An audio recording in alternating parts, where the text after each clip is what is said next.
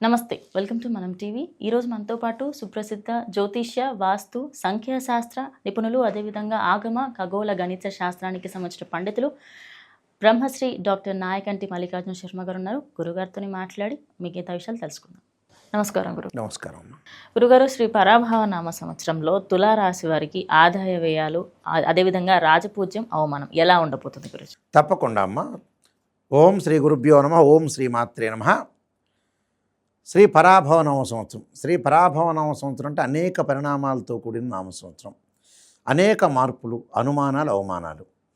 ఇలాంటి నామ సంవత్సరం ఏంటంటే శ్రీ పరాభవ నామ సంవత్సరం. అంటే లైఫ్లో, జీవితంలో అనేక పరిణామాలు సంభవిస్తూ ఉంటాయి. అనేక పరిణామాలు, అవి మంచి ఉండొచ్చు, చెడ్డ ఉండొచ్చు. మంచి పరిణామాలు ఉండొచ్చు, చెడ్డ పరిణామాలు ఉండొచ్చు.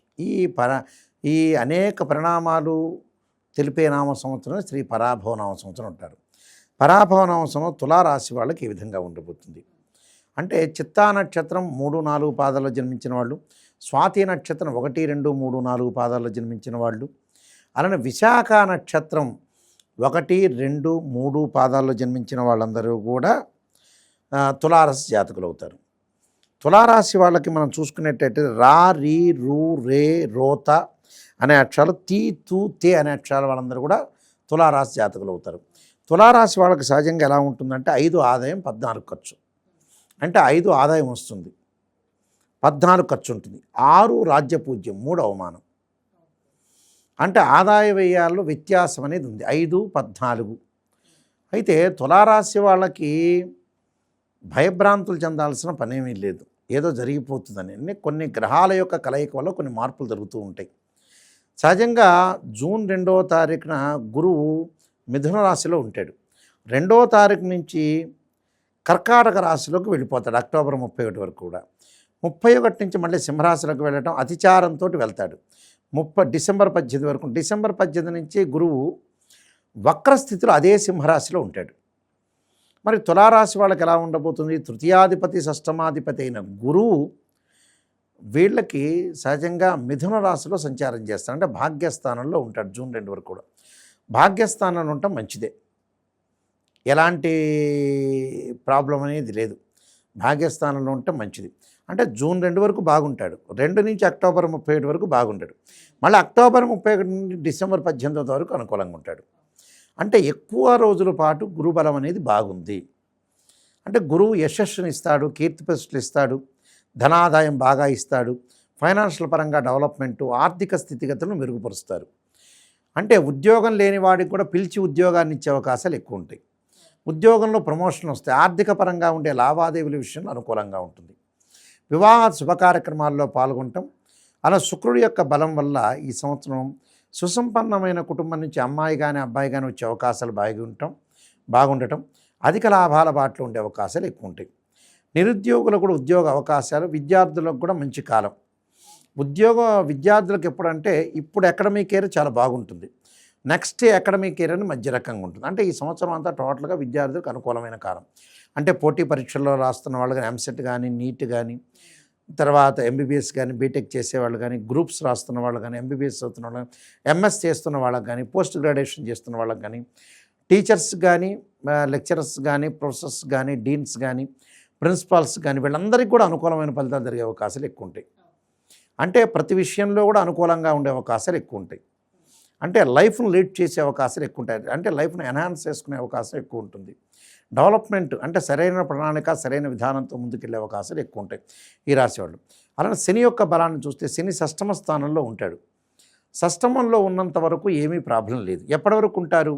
జూలై 25 వరకు ఉంటాడు. జూలై 25 వరకు కూడా ధనధాన్య వృద్ధి, డెవలప్మెంట్ జరగటం ఒకటి, ఆర్థిక పరంగా ఉండే అనుకూలంగా ఉంటుంది, ఫైనాన్షియల్ పరంగా ఇన్కమ్ అనేది బాగుంటుంది. రైతులకు కూడా మంచి పంటలు వచ్చే అవకాశాలు ఎక్కువ ఉంటాయి. అలానే కిరాణా కానీ, ఫ్యాన్సీ షాప్ వాళ్ళకు కానీ, గోల్డ్ షాప్ వాళ్ళకు కానీ, డాక్టర్స్ కానీ, జడ్జెస్ కానీ, వీళ్ళందరికీ కూడా అనుకూలంగా ఉంటుంది. చిరు వ్యాపారులు అంటారు, పండ్లు పూలు అమ్ముకునే వ్యక్తులు, వాళ్ళకు కూడా అనుకూలంగా ఉంటుంది. అంటే చాలా అద్భుతమైన రిజల్ట్స్ వచ్చే అవకాశం ఉంటుంది. జూలై 25 తర్వాత ఏం జరగబోతున్న సంఘటన అంటే స్థానచలనం జరుగుతుంది. అంటే ఇళ్ళు మారటం, ఉద్యోగాలు మారటం, వ్యాపారాలు మారటం, వ్యాపారాన్ని ఒక స్థలం నుంచి ఇంకో స్థలానికి ట్రాన్స్ఫర్ చేయటం, స్థల మార్పులు జరిగే అవకాశాలు ఎక్కువ ఉంటాయి. ఆ రాహు వల్ల ఏంటంటే విదేశాలకు వెళ్ళే అవకాశాలు బెండుగా ఉంటాయి. అలానే బుధుడి వల్ల వ్యాపార విస్తరణతో పాటు బుధగ్రహం వల్ల భాగస్వామ్యం వాళ్ళు ఎక్కువ మంది అవుతారు. అంటే జాయింట్ వ్యాపారాలు ఎక్కువగా సాధించే అవకాశాలు ఎక్కువ ఉంటాయి. అంటే జాయింట్ వ్యాపారం అంటే రకరకాల వ్యాపారస్తులు మేము కూడా పెట్టుబడి పెడతాం, మేము పెట్టుబడి పెడతాం అని వచ్చేవాళ్ళు ఎక్కువ మంది ఉంటారు. అంటే అది కూడా మంచి సుపరిణామమే కదా, ఎలాంటి ప్రాబ్లం లేకుండా. అలానే కేతు యొక్క బలాన్ని చూసుకునేటట్టయితే డిసెంబర్ 7 వరకు కేతు యొక్క బలం వల్ల ఆర్థిక స్థితిగతి మెరుగుపడుతుంది. గృహ ఉపకరణ వస్తువులు కొనుగోలు చేయటం ఒకటి, హఠాత్తుగా మంచి వ్యక్తులు వీళ్ళని యొక్క కలయిక ఉండటం ఒకటి, ఏదో రకంగా ముందుకు వెళ్ళే అవకాశాలు ఎక్కువ ఉంటాయి. అంటే వివాహాది శుభ కార్యక్రమాల్లో పాల్గొంటే శుభ కార్యక్రమం నిర్వహణ కూడా చేసే అవకాశాలు బాగా ఎక్కువ ఉంటాయి. అంటే అధిక లాభాలు పొందే అవకాశాలు బాగా ఎక్కువ ఉంటాయి. అధిక లాభాలు పొందే అవకాశాలు అంటే మరికొన్ని లాభాలకి మనం చూసుకునేటట్టయితే ముఖ్యంగా వృధా ప్రయాణాలు తగ్గించాలి. అలానే ఏదో తెలియని భయం మిమ్మల్ని వెంటాడటం వెళ్ళి, అలానే బంధుమిత్రులతో విరోధ భావాలు, నూతన రకరకాల వ్యాధుల వల్ల కొన్ని ఇబ్బందులు, నమ్మిన వారి వల్ల మోసపోవటం, ఉద్యోగులకి పై అధికారుల యొక్క ఇబ్బందులు రాకుండా చూసుకోవాలి. అంటే మిగతావన్నీ కూడా అనుకూలంగా ఉంటాయి. సిమెంట్ కానీ, కిరాణా కానీ, ఫ్యాన్సీ కానీ, మెడికల్ కానీ వీళ్ళందరికీ కూడా బాగుంటుంది. అంటే భాగస్వామ్యంతో అభిప్రాయ భేదాలు రాకుండా చూసుకోవాలి. మిగతావన్నీ కూడా టోటల్గా ఎవ్రీథింగ్ విల్ బి ఓకే అని చెప్పుకోవచ్చు. అయితే దీనిలో ఖర్చులు పెరగడానికి కారణం ఏమిటి అని అంటే 5 ఆదాయం 14 ఖర్చు పెట్టి చెప్పారు కదా నాయకంటి గారు. అంటే వాట్ ఈస్ ద రీజన్ అడిగే వాళ్ళు ఉంటారు. కొన్ని వ్యాపార సంబంధమైన విషయాల్లో కానీ, శుభ కార్యక్రమాలకు కానీ ఆస్తులు కొనుగోలు చేసే అవకాశాలు ఎక్కువ ఉంటాయి. కుజగ్రహం యొక్క ప్రభావం వల్ల ఏమవుతుందంటే డబ్బు కరెన్సీ నోట్ అంతా ట్రాన్స్ఫర్ అయ్యి ఆస్తులు అంటే అంటే ఇది చరాస్తి స్థిరాస్తి అంటారు. చరాస్తి అంటే డబ్బులు, స్థిరాస్తి అంటే ఇళ్ళు కొనుగోలు చేయటం, ఇళ్ళు గోల్డ్ కొనుక్కోవడం స్థిరాస్తి అనుకోండి. ఈ డబ్బులు కరెన్సీ నోట్ అంతా కూడా ట్రాన్స్ఫర్ అయ్యి స్థిరాస్తిగా వెళ్ళిపోయే అవకాశాలు ఉంటాయి. కాబట్టి అది లాభమేగా. బుధుడు వల్ల జాయింట్ వ్యాపారాలు ఎక్కువ వస్తారు. ఆ ఎక్కువతో కూడా మళ్ళీ గొడవలు జరిగే అవకాశాలు ఎక్కువ ఉంటాయి.